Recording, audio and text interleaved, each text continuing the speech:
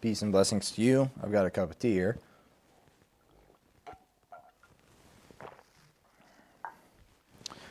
Today I'd just like to have a quick discussion on John chapter 8, and I would also like to coin a phrase, the sword of peace. This has obviously been used before, I'm sure, by other people, but maybe not in this way. So just listen for a few minutes and tell me what you think. So John chapter 8, Catholic Public Domain version, nonetheless. I'm not going to read the whole thing, just want to put that out there. The first thing we see on the first line is that Jesus continued on to the Mount of Olives, right? This is Jonathan Pageau would easily identify this as a symbolic way to suggest that you're ascending into this higher plane, right? This higher position that you're in. Now, of course, what does that mean for this story? You tell me later. On the fifth line, after these Pharisees have taken this woman, caught in adultery, they come to Jesus in the temple, in this high place. And the fifth line, they say, Moses commanded us to stone such a one, right? This is fine, right? Moses didn't command this. Or, well, I suppose maybe he did, right? But this is the punishment for the law, right? The punishment for the law, which is written on earth, which is written on stone tablets, as we know, and put in the ark, of course, of the covenant. And so, effectively, these men are trying to set a trap. We see this on the sixth line. But instead of, once they gave him this trap, instead of saying anything, he actually goes down to write on the earth with his finger. Now, my conspiracy theory is that he's actually writing the Ten Commandments. But that's somebody else that says that, I'm sure. And then they keep pushing him. And they says, whoever is without sin among you be the first to cast a stone at her. Now, of course, if you want to identify Jesus as a sinless one, then of course he would be the first one.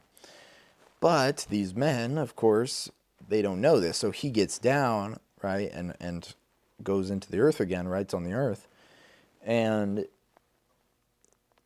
these men say, okay, well, clearly I'm not without sin. The eldest knows this best. He's lived a long life. And then they each go away, right, away from Jesus, mind you, on this temple, down further off this mountain, down onto this earthly plane. Now, mind you, I think he was testing them, right? I would ask what you think happens if one of these men decide, oh no, I haven't sinned enough to be, not guilty of doing a sin. But nonetheless, they go away from him, these men who pretend to be righteous, effectively. And then they're all gone, and Jesus raises himself back up and says to the woman, where are those who accused you? Has no one condemned you? Has no one condemned you? So this is where he winds up his sword, right? The sword of peace, let's say. And she said, no, Lord. No one, Lord. Then Jesus says, neither will I condemn you. Okay, so firstly, the Pharisee and the women are guilty. And the woman are guilty. Of course, different guilt, but still guilt. So he says, neither will I condemn you, right? This is not necessarily, yes, of course, to the woman in some capacity, of course, but you, right? So neither will I condemn you is basically putting you into its box, right? You are a sinner. You is a sinner, let's say. Capital Y, if you want to be so bold. But this sort of peace can put you into this box, right? But then it says, instead of keeping you in that box, right, and instead of putting you into that place where you die, effectively, you're punished and put away, he says, now do not choose to sin anymore. Now, of course, if you don't know what you're doing, now especially to this woman caught in adultery, perhaps she is wayward, right? Of course, she doesn't know what she's doing. Maybe other certain mercies are involved, so we're not going to necessarily touch on that. But do not choose to sin anymore is to suggest, do not choose the way that leads to death, right? I mean, this is what sin is the way that leads to death. And then he spoke to them again, saying, this is, maybe I'm meaning this is the Pharisee. He says, I am the light of the world, right? Whoever follows me does not walk in darkness, but shall have the light of life. And so sin necessarily brings to death, but sin is almost like an action, but then following him into effectively getting, right, having the light of life by following him is like a state almost. It's like you've got that already as you follow. And I would suggest Jonathan Pageau and also, other great minds would say, Jordan Peterson, obviously everyone knows him. This unification and multiplication is literally what you see from the good God, right? This sort of peace basically puts you into this box, right, of division, right? A box necessarily divides because it says it's not everything outside of it, right? It puts you into this position where you're defined as a guilty party, but then also it says, okay, well, now listen, you go leave this box, leave this sinful posture and state which you are inhabiting currently, and come toward me, right? Which is the other, of course, it's another position to be to, right? So you have to take that journey, and of course, adventure books, are in between these two lines, right? Entire books are written between these two lines, and so this position here of, you're boxed as a sinner, but now leave this box and live in light, in the light of life. You're basically saying, go in peace, right? Go and never come back. You go and live somewhere else, right? Or else you're going to die. And, in this high place of close to heaven, right on this mountain, we see that Jesus says, I'm not going to condemn you. You are guilty, right? We're all guilty, but I'm not going to be the one that says, I'm the only one that's good enough, right? And so this is the sword of peace. Go in peace, right?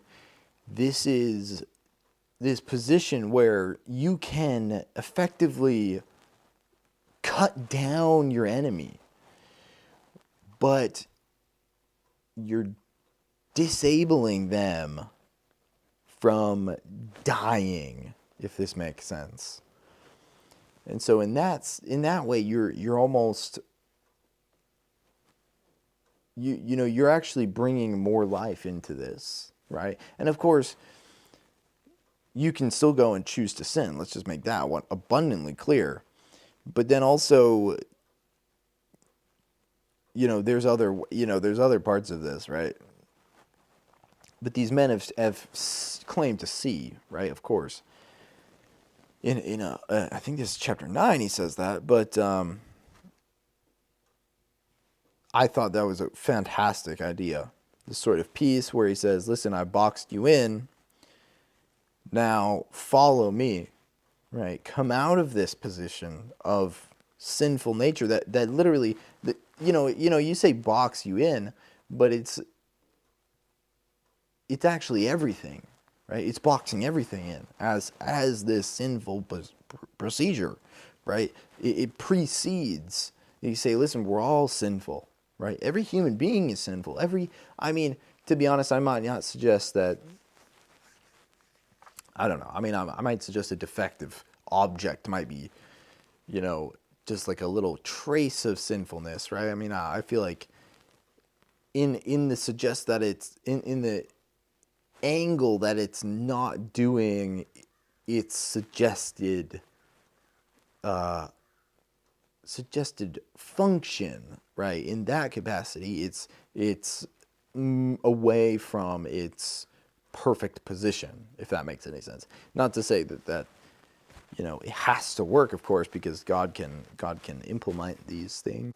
But anyways, I thought it was an interesting idea to suggest the sword of peace, which fundamentally divides, but then it also unifies in its complete division. And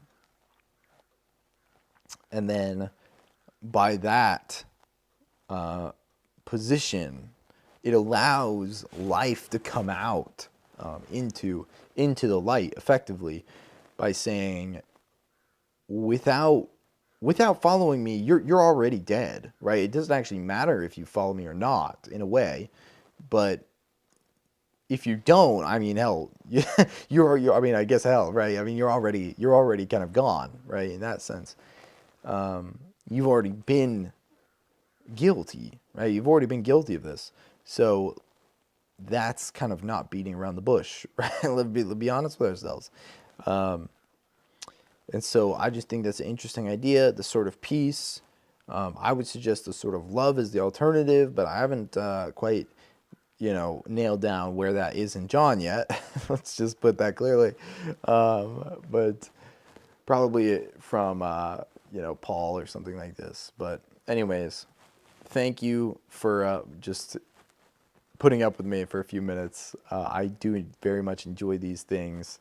These conspiracy theory types. Not to say it isn't conspiracy theory, right? We just looked at a small section of John, but the implications of just such short phrases allows for such power, right? I mean, to make that clear, this is power that he says when he says, "Let the one without sin be the first one to cast a stone."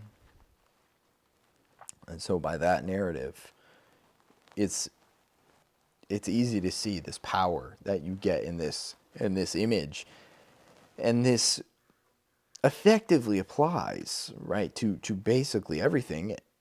Not necessarily everything, but the way that we function. It's like we are sinful, but if we can't stand each other, maybe we should take a step back, right? This kind of idea, in peace, right? This is where you get this peace, and that's not to say that when you say peace to people, you have to,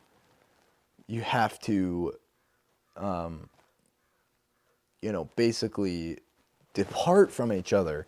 But it's like we're both here together as sinners, almost. I mean, to say it so bluntly. Listen, thank you for listening. You are amazing and awesome. I mean, to imagine that anyone watches this video at all, at any capacity is incredible to me. So thank you for listening to my ramblings. This idea of unification and multiplication within Jonathan Pageau's universe almost is such a unique idea. There's a young man named Bobby Tarantino, who I think is also such a player, I guess, in this game that says, we're all sinners, basically, effectively. I mean, not to say in so blunt terms. I know it's not favorable to reflect like that, but it's almost as a vision that you see these things, not in like a prophetic vision, but in like you have to effectively see them. You know what I'm saying? To realize these things, not in the sense that we're looking at colors, but we're looking at life. I mean, that's effectively what we look at every day. And so when you look at an empty room and you think it could be filled with people, it's kind of a sad thought, really, seeing these things. So, anyways, much love and blessings to you. If you choose to share this, frankly, I don't know why, but enjoy this and live a good life and think about our good Lord, and think about me, and think about all the good people in your life as well. So, much love. Thank you.